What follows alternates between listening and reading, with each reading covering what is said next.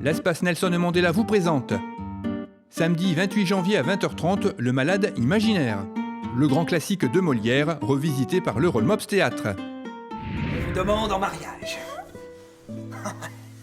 Cela est plaisant ce mot de mariage, hein? Toinette, Eh bien quoi, Toinette? ne devines-tu point de quoi je veux parler? Je m'en doute assez de notre jeune amant, car c'est sur lui depuis 6 jours que roulent tous nos entretiens, et vous n'êtes point bien si vous n'en parlez à toute heure. Argan, malade imaginaire, manipulé par tous, veut marier sa fille à un médecin. De là démarre une farce aux accents morbides, dont l'impact comique n'a pas pris une ride en plus de 300 ans. Un rythme d'enfer pour cette version mise en scène par Laurent Cap et menée à 200 à l'heure par 4 comédiens et comédiennes qui virevoltent, se métamorphosent et jonglent avec les personnages. Infos et réservations à l'espace Nelson Mandela le mercredi uniquement de 9h à 12h et de 13h30 à 17h30 ou par téléphone au 03 20 46 65 31.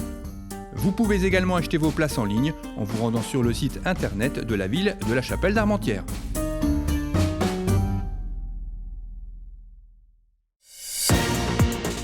Bonjour et bienvenue dans l'édition du 20 janvier de La Chapelle Info. La cérémonie des vœux de l'association 1001 Loisirs.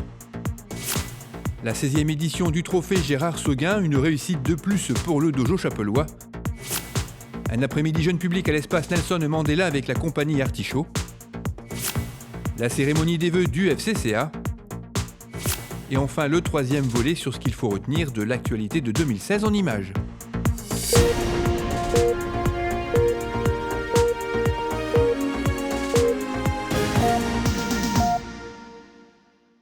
L'association 1001 Loisirs, qui propose des loisirs et des séjours adaptés pour les jeunes et les adultes en situation de handicap, a présenté ses vœux à ses salariés, bénévoles et partenaires.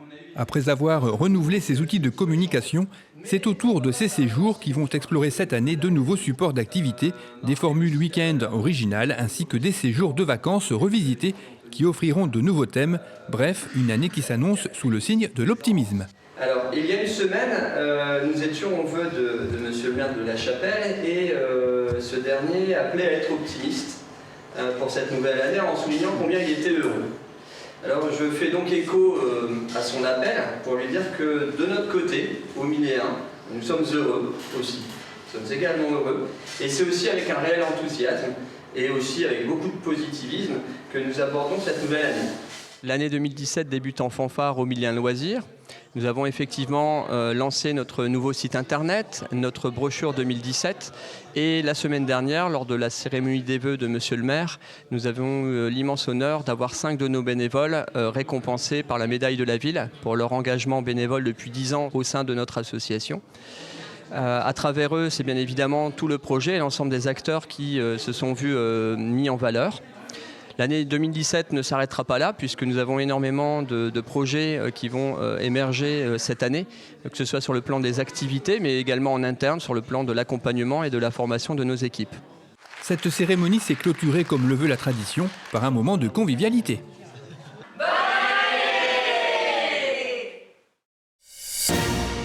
Le dojo chapellois a organisé la 16e édition de son trophée Gérard Seguin. Une édition 2017 qui a connu une belle fréquentation. Sur l'ensemble du week-end, un peu plus de 460 participants issus des 21 clubs voisins se sont retrouvés sur les tatamis installés dans la salle bleue du complexe sportif. Malgré les nombreuses remises de récompenses, il n'y avait pas d'enjeu particulier, juste se rencontrer pour le plaisir. L'année dernière, le club d'Aubourdin était reparti avec le trophée. Et bien cette année, c'est à nouveau lui qui l'a remporté. La compagnie Artichaut a animé un après-midi jeune public à l'espace Nelson Mandela. 2 spectacles étaient au programme. D'abord le drôlatique Magical Show. Émile Liatou, magicien farfelu, inventeur fou et artisan du mystère, a présenté ses dernières trouvailles au service du monde de la magie. Il était accompagné par son fidèle assistant Robert, accessoiriste, costumier, cuisinier, chauffeur, truqueur, à la bonne volonté sans limite mais qui s'est visiblement trompé de carrière. Ils ont présenté des tours qui ont fait leur renommée, comme l'éclipse du tabouret, la caisse de Singapour, la valise capricieuse ou encore la lévitation infernale.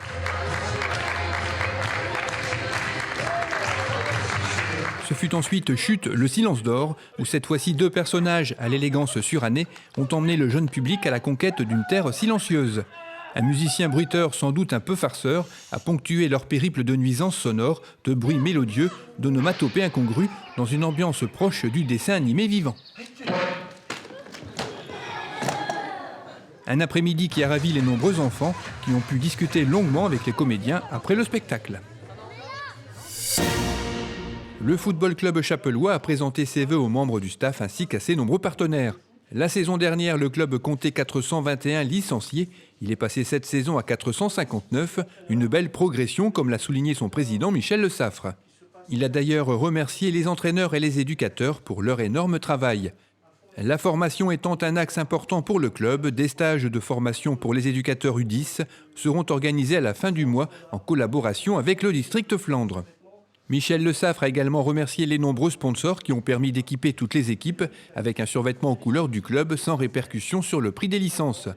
Il a remercié le club des supporters pour son grand soutien, la municipalité et sa commission des sports, ainsi que les services techniques et les espaces verts, sans oublier bien sûr les arbitres et le LOSC dont le FCCA est club partenaire.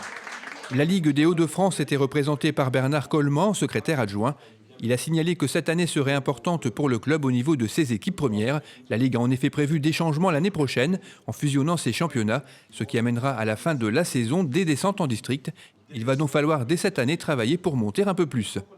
Yves Aignon, secrétaire général du district Flandre, a annoncé la fusion prochaine de son district avec le district Maritime Nord pour devenir le district des Flandres, regroupant ainsi 55 000 licenciés, dont beaucoup de jeunes. Les compétitions jeunes se feront par année d'âge, avec la disparition des U19 remplacés par les U18, mais ces changements n'entreront en application qu'à partir de la saison 2017-2018. Franck Thorez, adjoint au sport, a félicité le club pour l'ambiance qui y règne, ainsi que le travail accompli par les nombreux bénévoles, les entraîneurs et les éducateurs. Il les a tous invités à poursuivre dans cette dynamique. Voici le troisième volet de ce qu'il faut retenir de l'actualité de 2016 en images.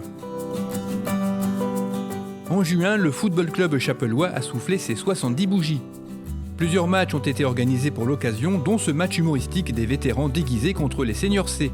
Une exposition présentait les archives du club, dont des documents prêtés par André Durier, ancien joueur qui fut également mis à l'honneur. Il est né en 1946, année où le club fut créé.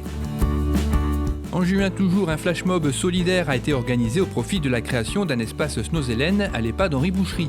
Une soixantaine de participants ont répondu présents à l'invitation de Karine de Vargas et de la Country Ouplinoise. En juillet, les festivités du 14 ont rencontré une nouvelle fois un grand succès, notamment avec la fête des Allumoirs où plus de 200 lampions ont été distribués. En août, le passage inférieur situé rue Vigneron a été ouvert aux piétons et aux deux roues. Il aura coûté environ 3,5 millions d'euros hors taxes, financés par l'État, le département, la MEL et SNCF Réseau. En septembre, l'éclairage public de la route nationale a été remplacé par des LED, une technologie qui permet d'obtenir un éclairement performant tout en réduisant la consommation électrique, la maintenance ainsi que la pollution lumineuse. Ce chantier réalisé par les services techniques municipaux est organisé par tranche et concernera à terme l'ensemble de notre commune. C'est tout pour aujourd'hui, rendez-vous la semaine prochaine pour la 4e et dernière partie.